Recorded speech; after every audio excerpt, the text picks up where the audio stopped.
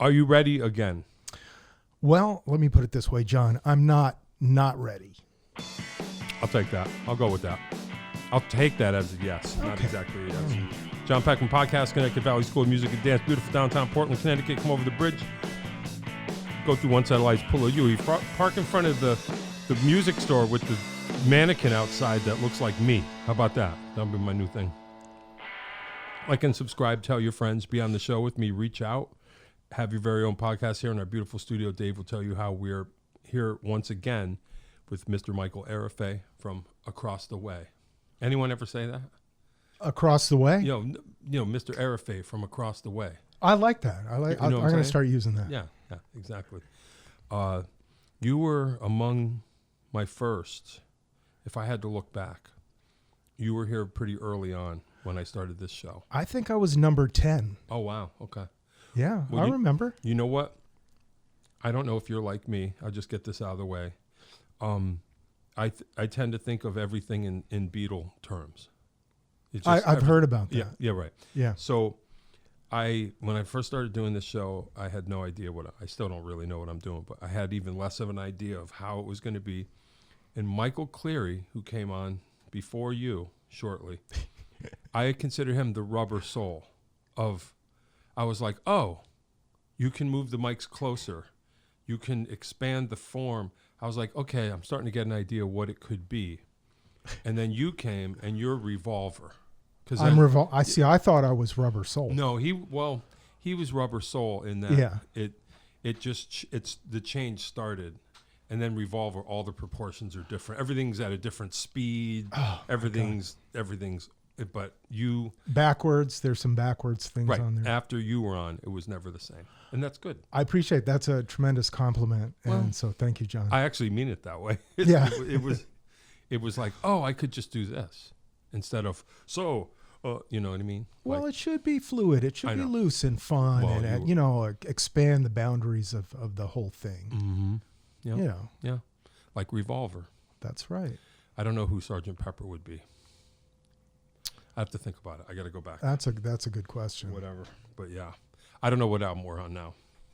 I don't know where we are now. Is this Blonde on Blonde? Where are we now? You know what I mean? Like, I don't know. How do we want to relate?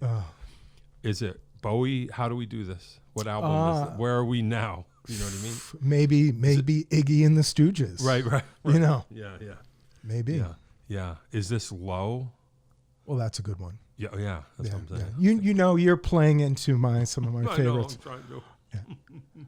Yeah. All right. Well, for anyone who doesn't know, Mr. Arafeh has been sole proprietor, operator, owner, recordist, producer, mixer, right? All of that stuff. All those. The Coffeehouse.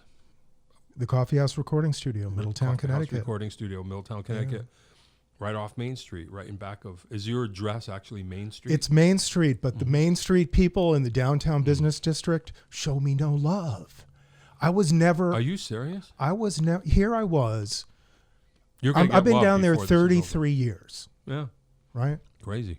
I hope it's okay. We have a little bitch session here for a second. And I looked at the brochures, the maps they put out of the businesses downtown every year.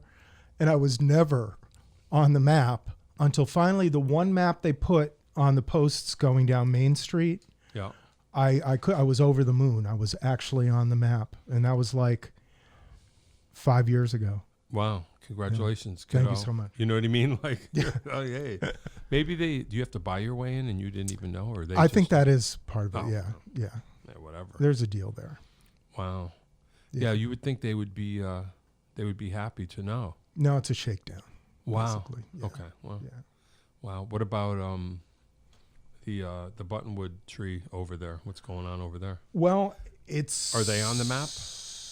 Oh, they're on the map. They're on the map. But they're not really in the downtown business district either. Oh, really? Oh, they're out. Where's it? Where? I think the line is Washington Street. Okay. And so all the beautiful planters, the big, cement planters and stuff with beautiful plants in them that are maintained and all that is from there downtown. So they're out on they're like the north end, so to speak. I'm on the other side of the tracks. Yeah. Well, being in the north end, but I'm so glad. The north end is everything. It has everything in the north end. It truly is the melting pot with everything that between the businesses, the residences, all the restaurants, right. and then all the public services. Right. There's even a Corvo that lives up there. There's a Corvo there. Yeah. The good and the bad, because it's right. No, I'm not talking about Ed. I thought you were. I was like, oh, good one. I'm sorry, Ed. No, it's all right. By the way, it was great to have you and Ed stop down the other day at the studio. That was a nice surprise. Yeah, I do that once in a while. Yeah. I'll just go look and see if you're there. Yeah. And wasn't it great when you came in with Ed, how he lit up? Did you see? And he had story after story. Yeah. And he's like, he was reminiscing about this and that in the studio. You could tell he loved the place. Yeah, definitely. Yeah, no, that's cool. It's nice to see. Yep. Yeah, that's pretty cool. Yeah. Yeah, Ed, that's like, well, I forget. Did you grow up there? Not exactly.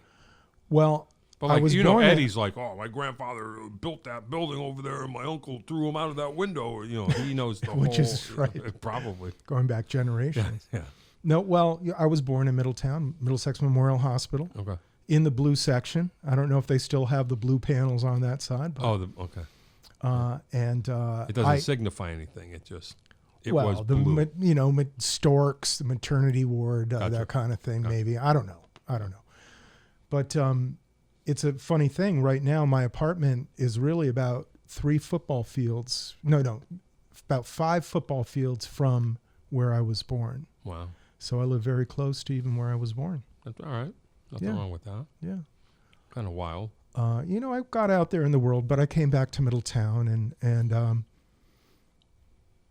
I really look at what I have going there, that very kind of unique business that I have there, that I'm a part of Middletown and serving Middletown in a number of ways. So, and if only they felt that way.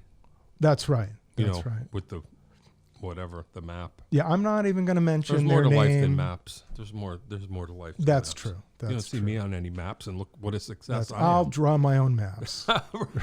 That's right. Yeah, I'm a self-cartographer. Yeah. Or whatever. Yeah. Wow. Yeah, that's cool. So tell us what you do over there. I'm sure people know, or if they don't remember, but you have a recording studio over there. That's right.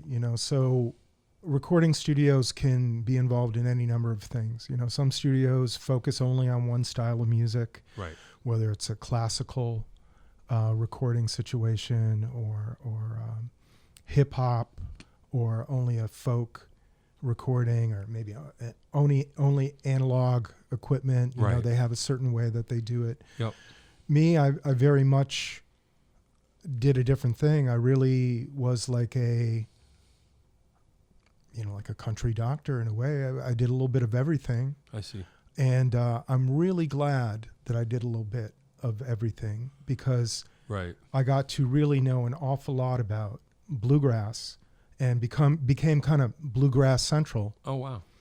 In fact, one of my last recordings that I just finished up a couple days ago was with a bluegrass group that I first worked with in 1993. Oh, wow. And members of them came back just recently, and that's Sperry Creek. Okay. And we just finished up something. It was so nice, Yeah. But all these different genres, like I didn't know much about bluegrass. Right.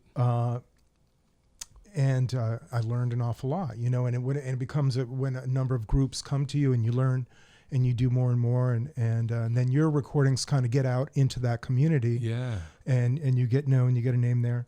And at the same time that the bluegrass was kind of big, it isn't now, but when it was, that was happening a little bit more. I was also hip hop central. Oh. And I was doing all that in the studio. Wow. Which I'm not as much, let's say, a fan of beat-based music, but I became very good at it, and I worked with so many of the people around here that were the best people doing that. That's cool. And I learned so much and became really good, and even developed my own sound in that.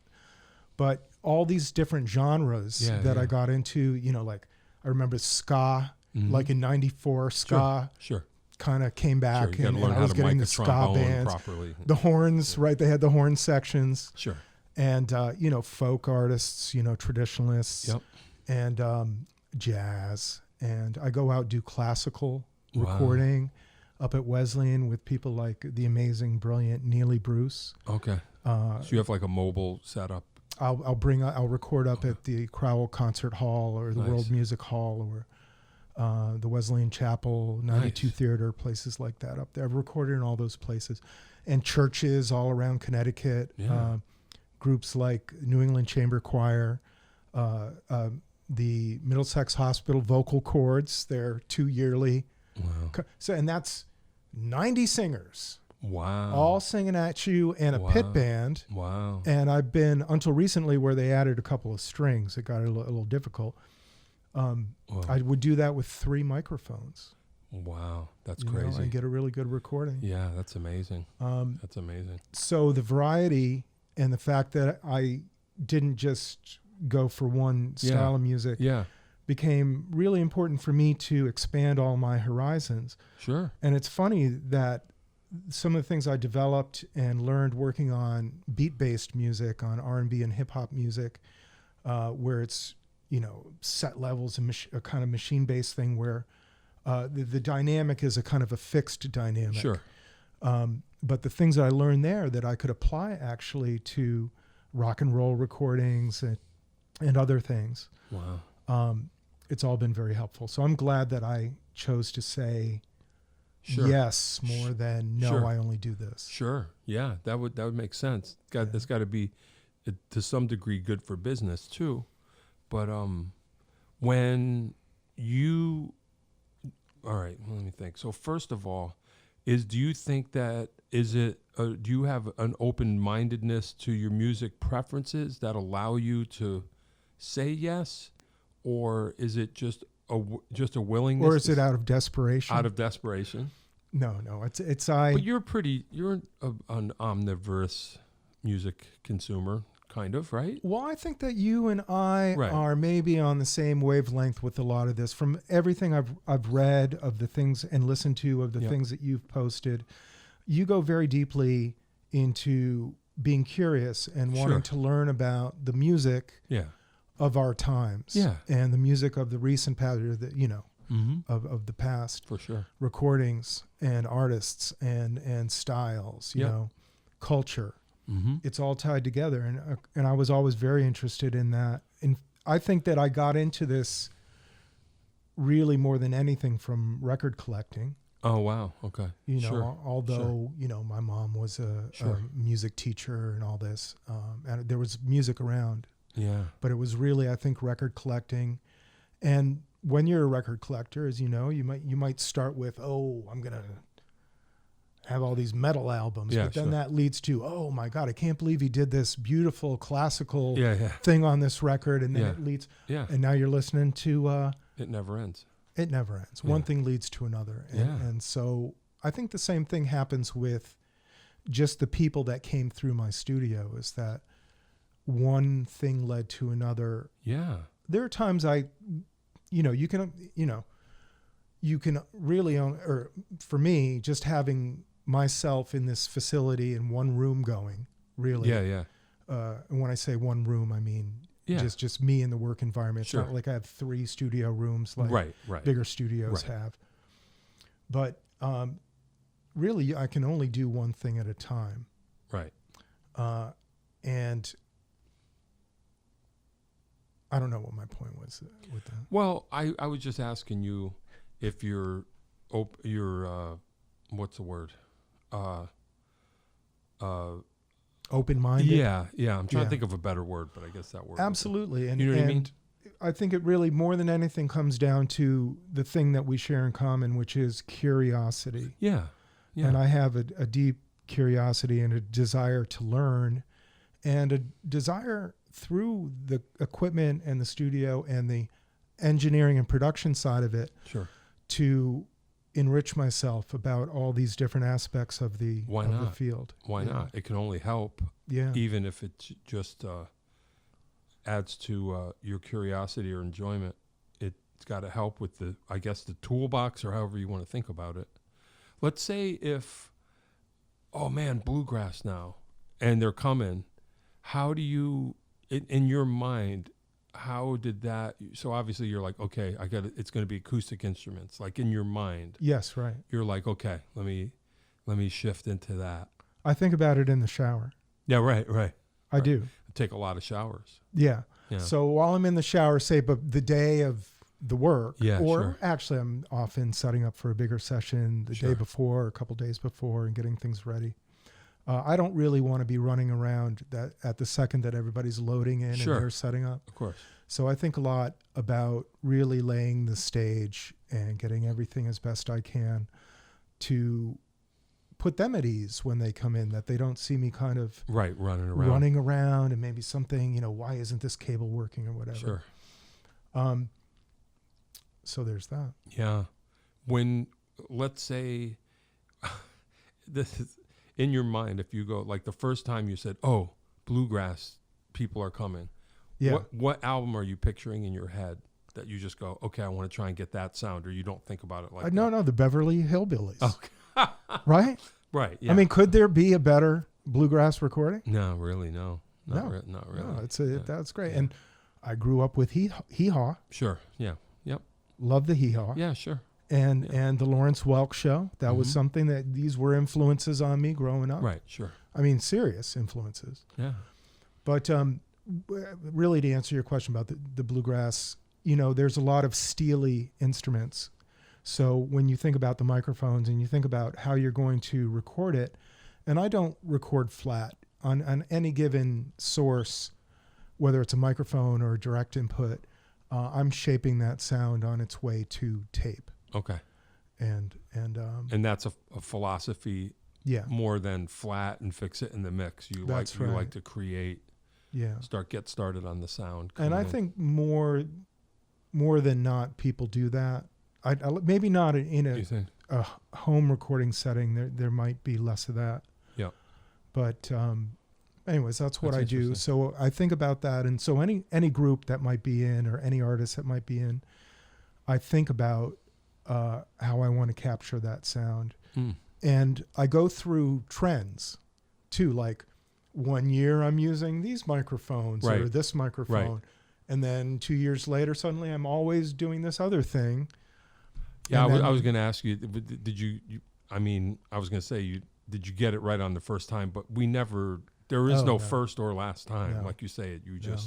But were you happy with your first, let's just say bluegrass as an example, were you like, oh, okay, yeah, that kind of worked. That worked. I did pretty well, but the time I did my first ones at the downtown location, at the Coffeehouse, which I've been there since 1990. Yeah. And I had an analog 12-track recorder that was like a huge Porta Studio with something like a beta video shell loaded with half-inch analog tape. It was a specific format to Akai. So I had this Akai, like, huge 12-track. It was a 12-track recorder and a built-in mixer. And it was really great sounding mixer. I made a lot of great records with that. Did you choose that? You knew about that thing and said this would be good, or it was just something that you got into? I think at the time I probably was pretty naive, but there were very few choices. It was a newer machine. Sure. It ended up being a smart purchase for me. I made a lot of good records with it. Cool. Rock and roll records. And I had it for 2 years in my folks' basement. And then I moved downtown in 1990. So I had a studio in my folks' basement. Yep. Bless their heart. Sure. 88 to 90. Michael Cleary's album was made down there. Oh, wow. Okay. I worked with the Savage Brothers. Oh, wow. Oh, that's right. Yeah, we talked I did about gospel albums with like 30 singers down there, which was ridiculous. That's awesome. And all sorts of things. But my earliest bluegrass recording at the downtown location was with that 12-track analog machine. And I do think that the analogness of recording to tape for those 2 years was flattering for the acoustic instruments. Oh, wow. Okay. Yeah. Okay. That's cool. Yeah. And you try to emulate that now in any way, or you just, do you still have that ideal in mind? that analogness?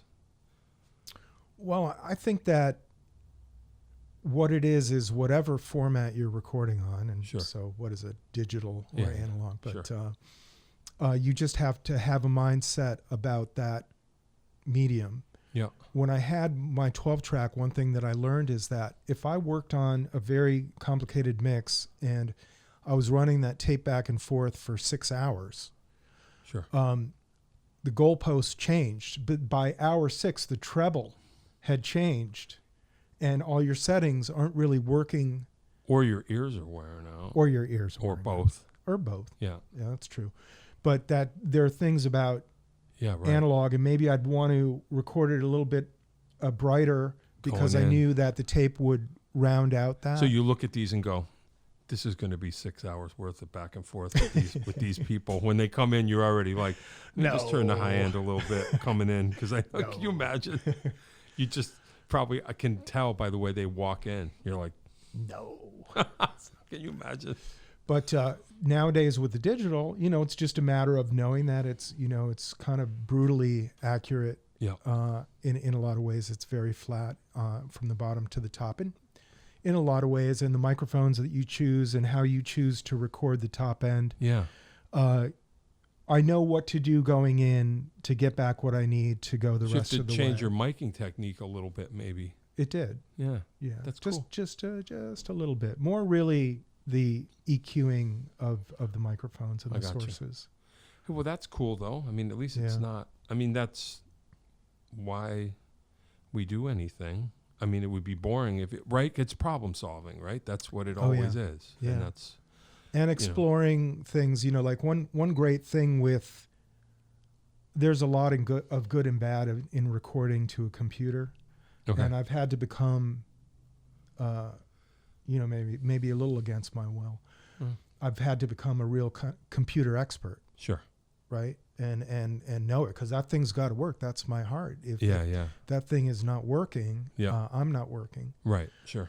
And everybody that comes in and the investment in what they're doing, gets, there are problems that happen there.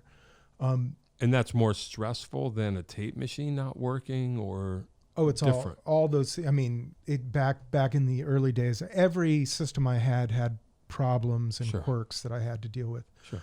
But where I'm going with this in the computer thing is, I've always loved exploring the software, the plugins. Sure.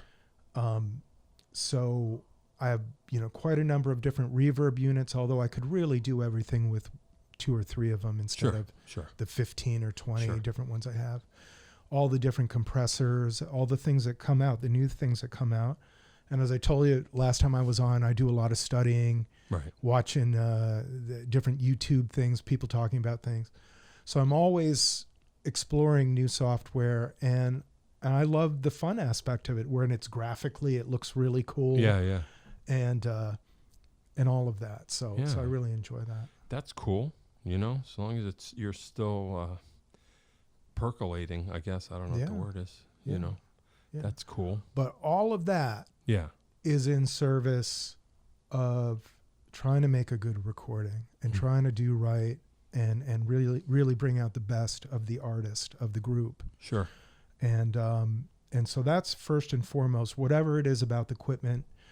I think we talked about this last time. I downplay the engineering side. And for me, it's so much more important, the production side. And describe the difference for anyone who might not be clear. Producer versus engineer. Well, the engineering side is using all the tools and also maintaining all the tools and knowing how to use all the tools to get the best recording, the best tracks, and the best practices in mixing the songs.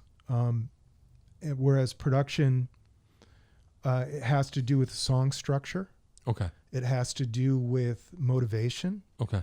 And psychology. There's some psychology in that. Sure. And bringing out the best of people you're working with, understanding maybe what really their vision is different than what you think it should be. Sure. And and trying to make something.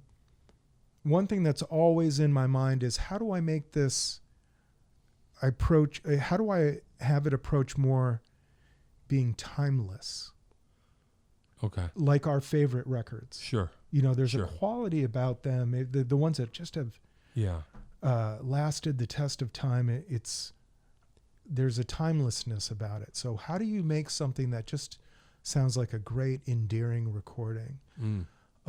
But there are a lot of aspects to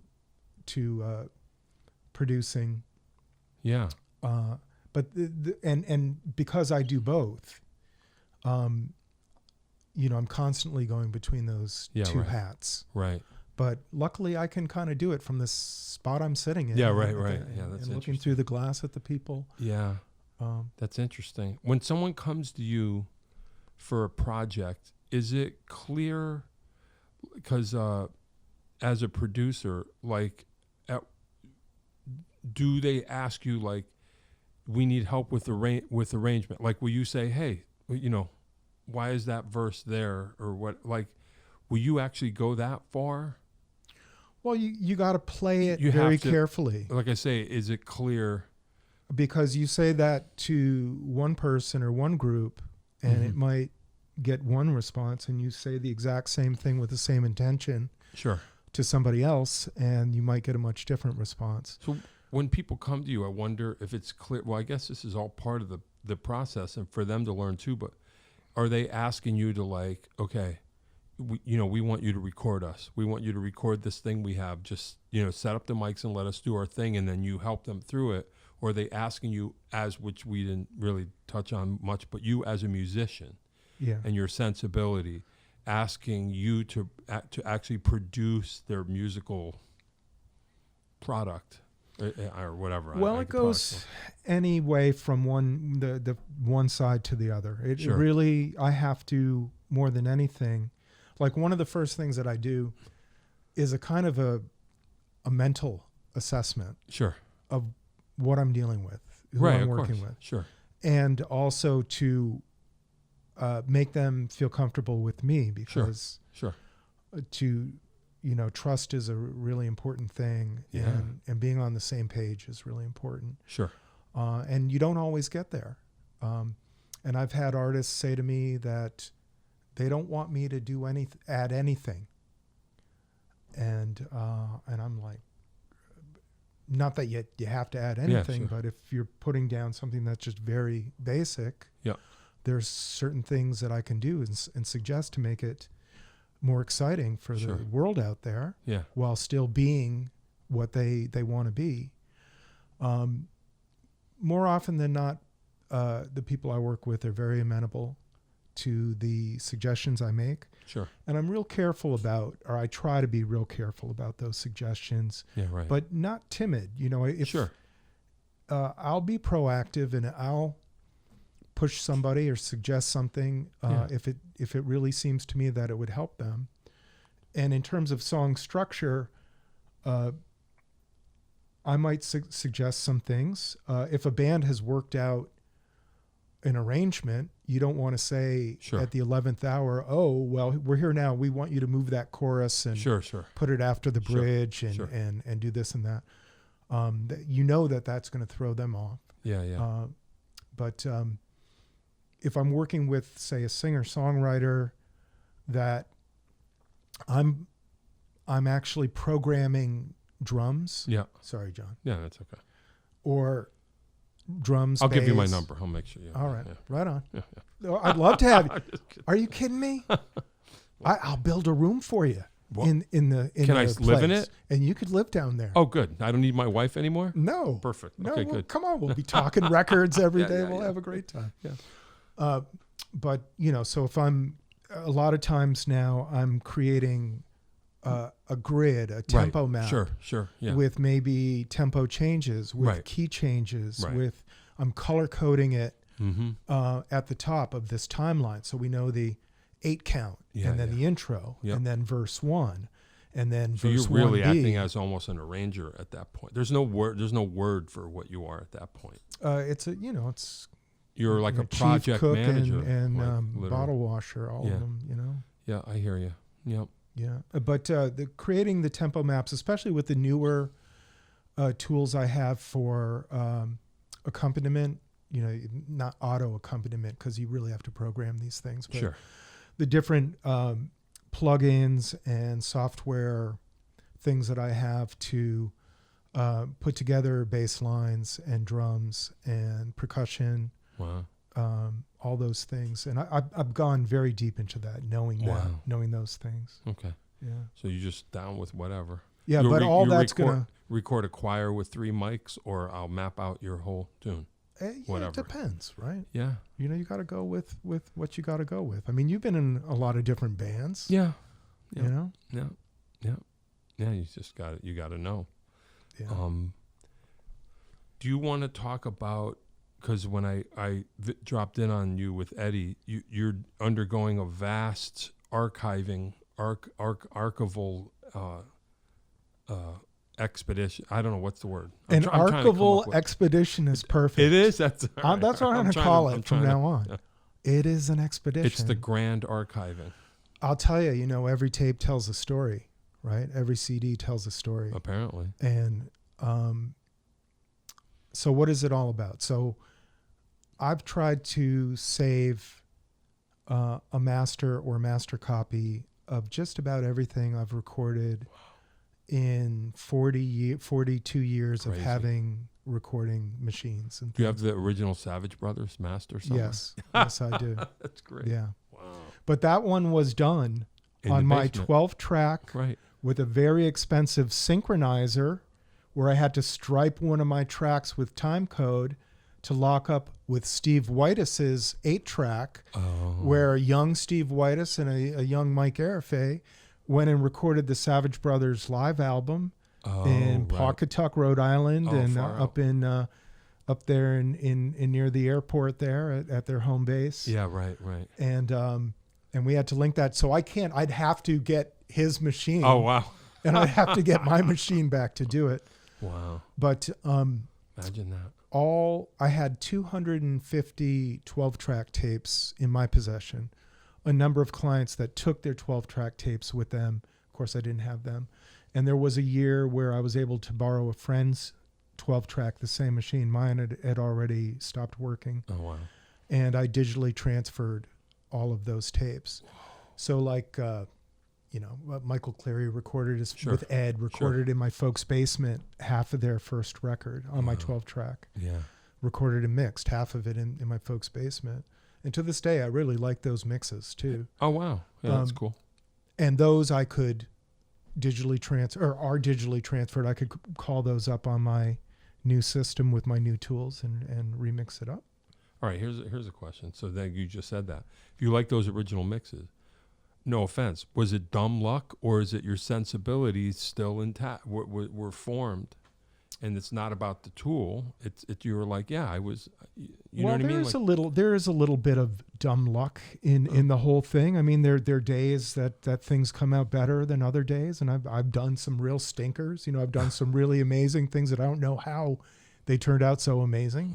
Yeah, that's the nature of the thing. Yeah. But that's kind of cool though. One of your first things, you're like, oh, at least I was on the right track right from the beginning. But I'd already been in audio school. I'd already been touring with a show band with the Daily Planet. Remember them? Yep. Joe Lizio. Yep.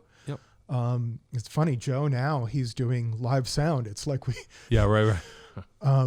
But going back to the archives and all of those tapes. What I got going on at the studio right now, and I'm very excited about it. And it something very wonderful happened at the start of this year, up until just recently, and that is I had an intern. She's from China. Her name is Qing Li. Okay. And she is a graduate student was a graduate student at Wesleyan, and her study was ethnomusicology and statistics. And we met on ethnomusicology of Middletown, Connecticut United States well, of America. she got it. You know what I mean? She knows more regional, than. But I mean, seriously, this is the region, the Connecticut River Delta or whatever. Anyway, that's right. That's right.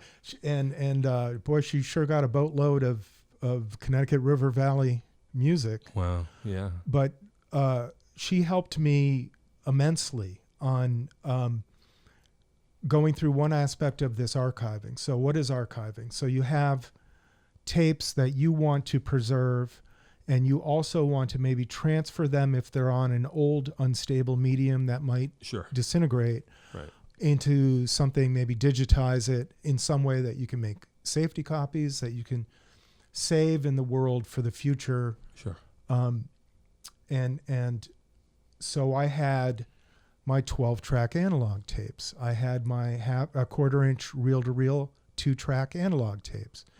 I had my 2-track DAT tapes, those teeny little devils. Sure. Oh yeah. Boy, they're terrible formats. Yeah.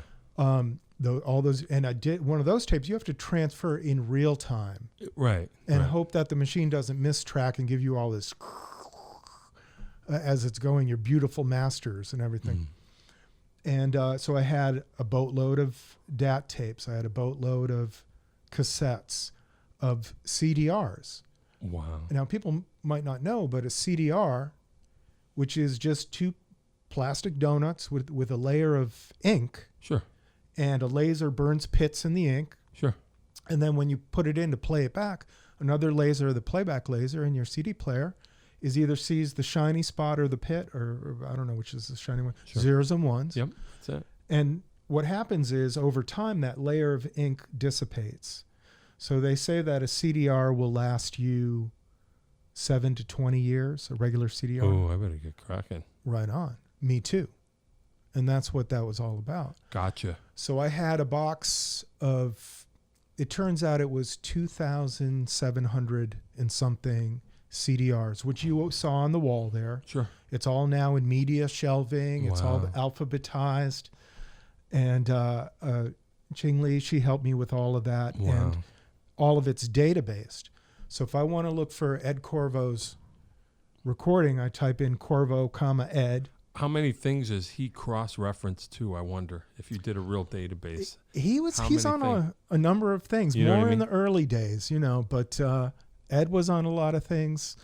And, in my mind, in my own database, I remember all of these things. Wow. Or most. That must be a burden. No. That part of it's a yeah, I know what you mean. Yeah. It might be a burden. Whatever. Yeah. I was just thinking, just terrible. So you're just kind of getting everything smaller. Like you're saying, you're taking all of that, those things and getting them into a digital format. So you're just kind of space-wise or data-wise, just like crunching everything kind of, right? Archiving it, getting it smaller. Getting it into solid-state drives. Yeah. And then getting it in and also organizing it and loving it. And what do I mean? Like, really the question is why? Why am I doing this? Because, like, I remember years and years ago when I was interning at Trodnossel and I walked with Doc Cavalier out to the barn in the back where he had the lesser important reel-to-reel tapes. But we walked up the stairs and in this place that wasn't too, climate controlled. Sure. And there were just they're mice scurrying as soon as you turn the light on. Yeah. But it was probably all of his tapes, like my tapes with my clients, with his clients, and do those things. I know that his family has transferred all of the important masters that were part of the real collection of his signed works. So you kind of want to get at least get started. But the reason really is I want to see this history.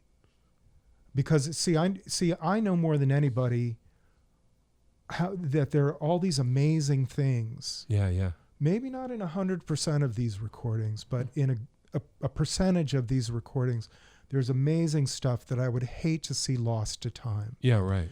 And certainly I have my own thing about, I recorded this, I produced this, I want to save that and present that, But more than that, I would love to see these things be there 200 years from now. Yeah. And if I don't do it, it likely won't happen, and certainly won't happen as a collection, as a history. Yeah. So you, as a collector, when you think about Motown, sure, and the huge collection of everything that was Motown, including all the things that weren't released from all the artists, and people that recorded there that weren't artists, or Sun Studios, sure, or any of the great places, these places have a history. And they're often tied to the community. And so it's just in my mind, it's really important that that I preserve those. I hear you. And it's going to take the rest of my life, and it's going to be on my dime. Wow. You know, I wonder. Yeah, that's interesting, because it's a window, a certain window into the region. Yes. You know what I mean? That's it. And it's a funny thing. I wonder if the Middletown Historical Society understands, or does it have to be more ancient? You know what I mean? Like, yeah.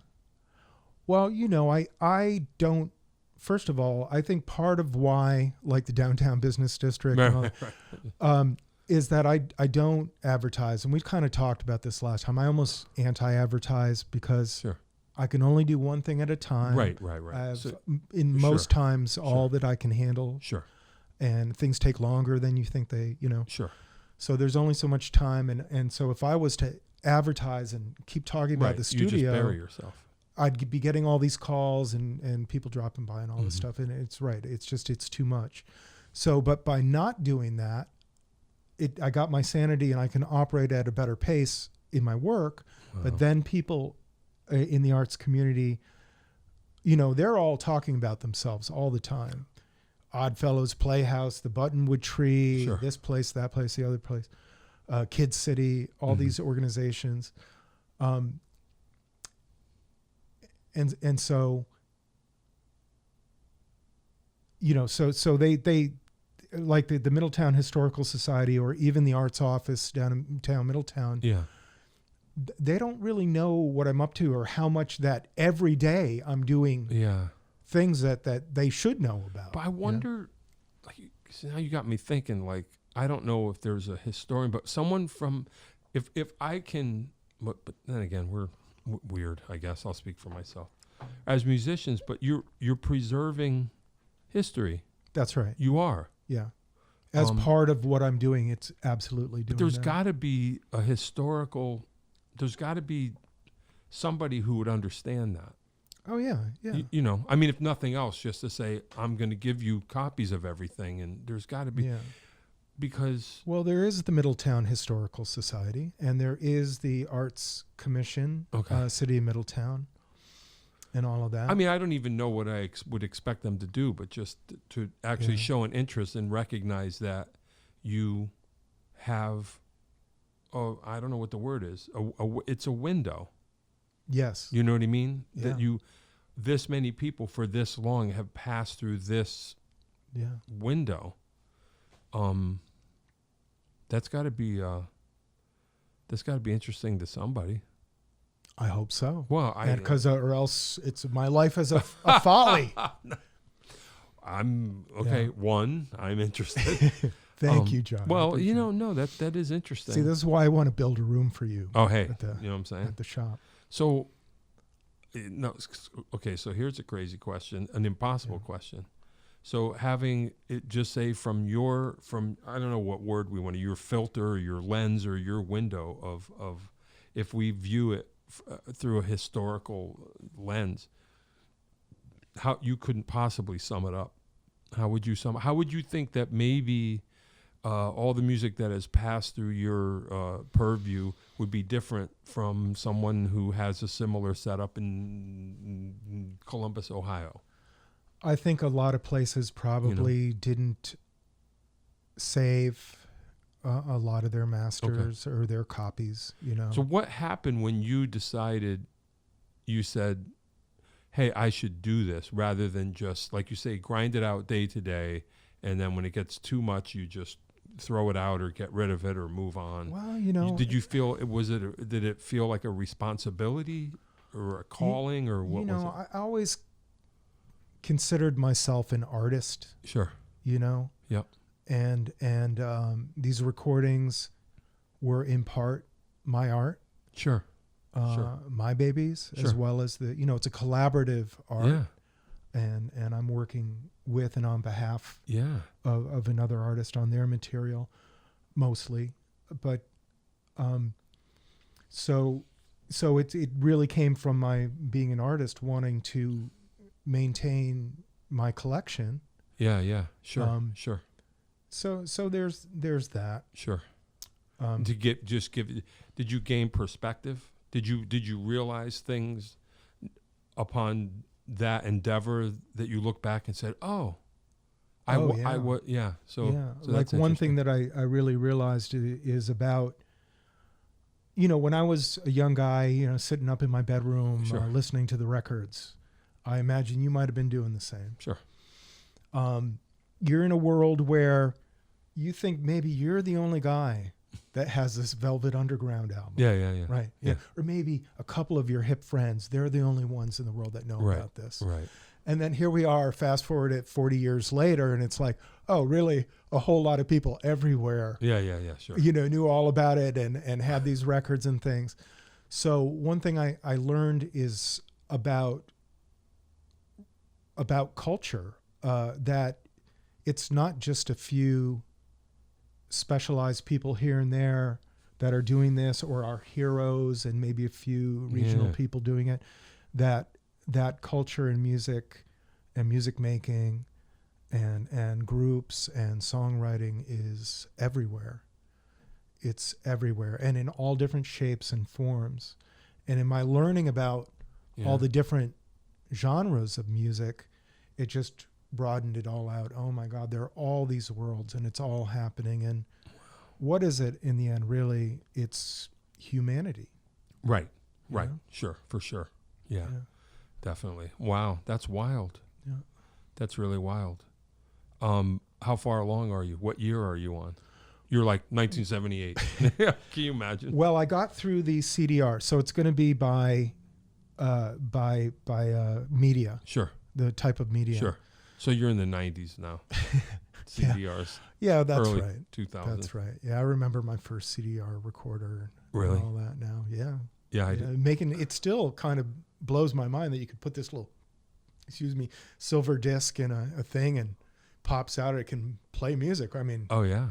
That's wild. That's space age. No, I remember that. Yeah, sure. Yeah. I used to have a CD burner. You have to buy special CDs that would burn, that were writable only.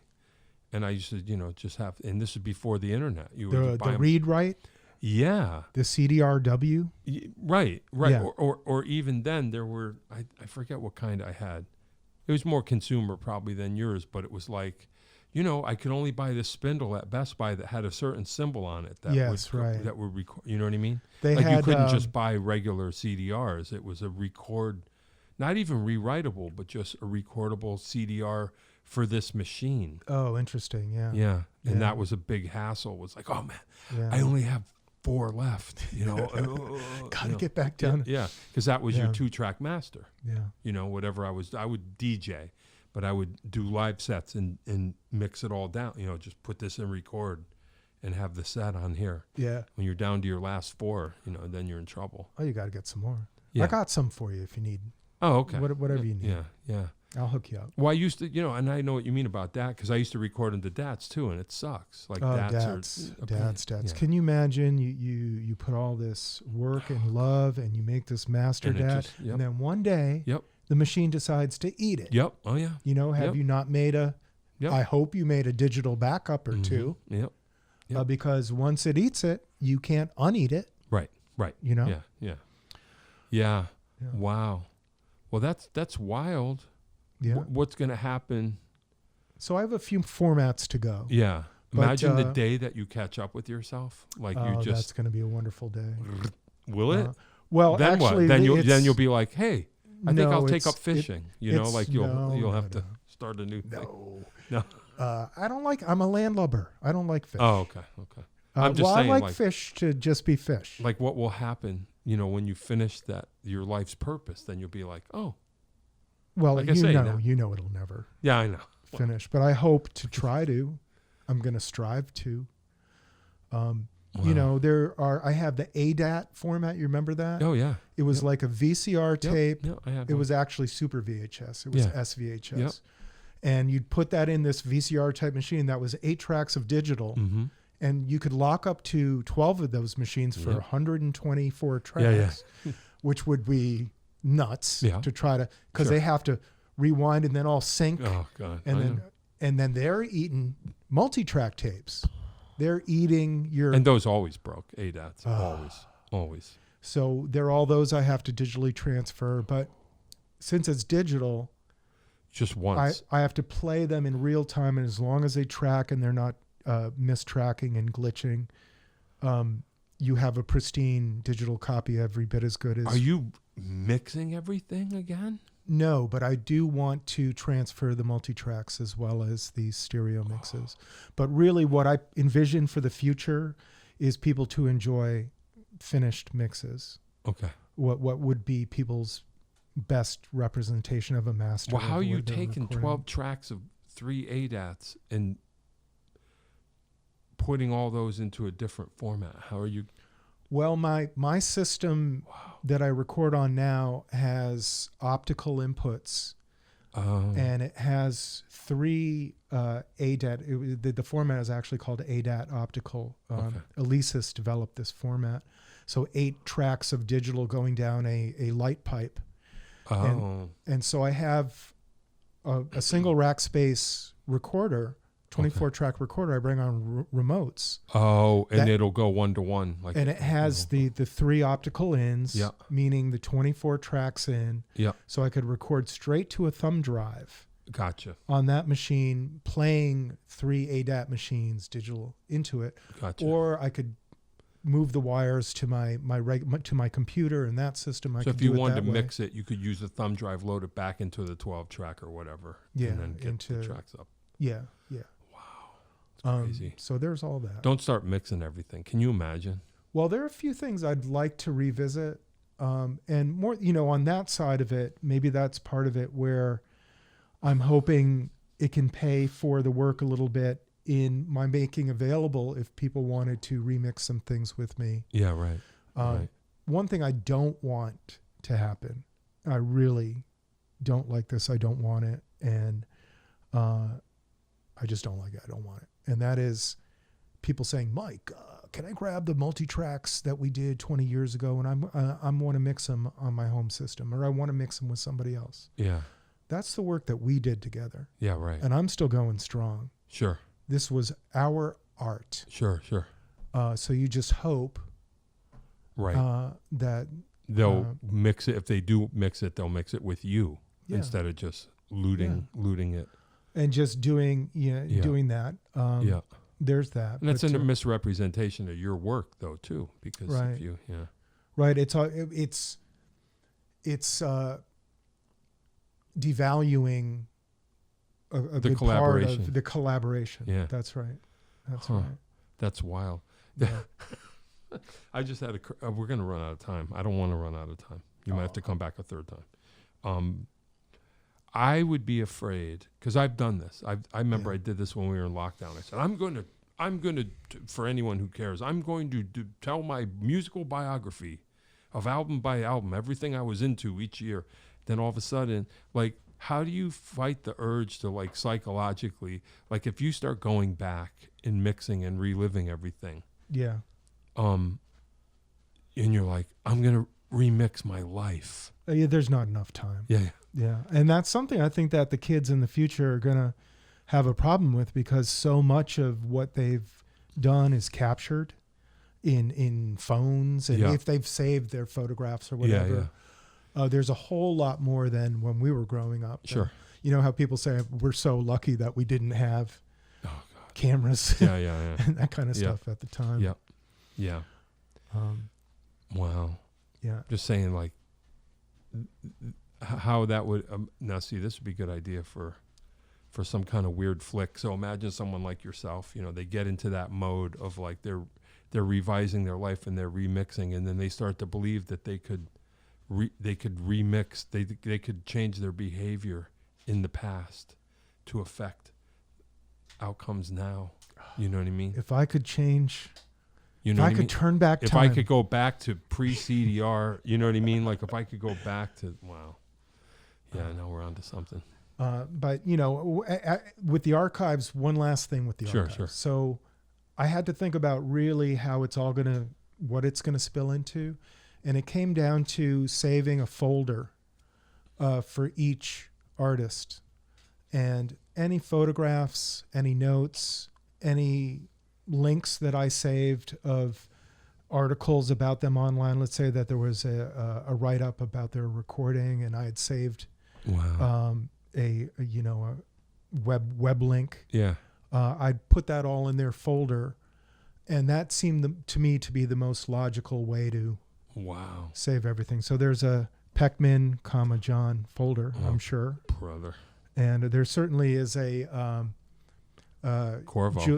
Julie Clark Schubert. Oh, right. Yeah, sure. Yeah. There's a folder for Julie, and pictures of us are in there, and all of that. Her recordings will be in there. So stuff like that. Wow. That's one way to organize it. Wow. That's crazy. Huh. Quite a thing. Yeah. Yeah. I don't know if we have time to do this, if we're going to do this. Do you have anything else that you want to say? Well, you know, back in 2022, a real nice thing happened. Yep. And was that pre-pandemic? When was the pandemic? 2020. 2020. So in 2022, I was made Middletown Music Ambassador. Oh, that's right. Yeah. Did you hear about that? Yeah, you might. We talked a little bit about that. And some big shoes to fill. And you're not on the map? Like, the hell? I got a lot of flack. Really? Yeah. Oh, Mr. Ambassador, you know, giving me the business. Yeah, come on. About that, but that was a big honor. Hey, haters are going to hate. Haters are going to hate. That's right. Yeah. That's right. But so that was a big one for me. The studio, more than anything, really, just for my folks. Yeah. For them, they're still with us. They're 92 and 93 now. Whoa. Just that they were able to be there and see that. Our son, the ambassador. Yeah. Yeah. And so that was for 2 years. I got 2 years out of it. And you're not on. I'm sorry. I'm hung up on this. I'm sure. These are not the same people? You don't automatically get on that map. I mean, what the hell? Like you would think, okay, map for life. I'm on the map and off the map. You know, it really oscillates. Do you know? Do you understand what lines you're crossing that are taking you off the map? You don't know. Yeah, it's me being all not. You know, I don't like some studios. They talk about on Facebook and Instagram posts cool pictures of every project and everything they're doing. Oh, so do you think that they think that maybe you're not enough pro Middletown? Because I don't know what they're thinking, and I'm just saying because you're trying to keep it somewhat on the down low so that you're not, because you're a one-man operation, like you're saying. Right. It's a fine line between, you know, Instagramming your way into more work than you could handle, or TikTok or whatever the case. Right. I wonder if that's what it. You know, I'll figure it out. I'll get to the bottom of it. Yeah, you give them a call. Yeah. But then later in the year, you should be on the map. You should be, that alley should be, why is your name, why is that? Well, my name, my Michael Arafeh Way. on the alley. The title of the Coffeehouse. It's I've painted seen that, yeah. But I mean, they should name my the street after you. Yeah, there should be a ribbon cutting, like what's going on over there. And then later in the year, they gave me the Arts Advocacy Award. It was a 1-2 hit. And that was really big. That was like, wow, you know, I got some recognition and some love from the city. So there is that. Wait till they find out what you're doing, that With you're this? preserving. Well, of course. Yeah. No, I mean that you're archiving. That's valuable. Yeah. You know, it just is. You know. But you know, an archive can be a tomb unless it really comes to life. I think. Really something I'm going to have to develop is a portal or a jukebox, right? Some way to serve up and do this. And of course, all of it really has to be also in agreement with the people who it is their songs and their recordings, their groups. I can't just do anything. There's got to be somebody in that whole crew that can help you. Where's Ching Lee? She went back, so you're on your own. No, she now she's in New York City on her next internship at SoundCloud. Oh, okay. So she's working. Yeah. She's learning about streaming services. You need another intern. I know. I do.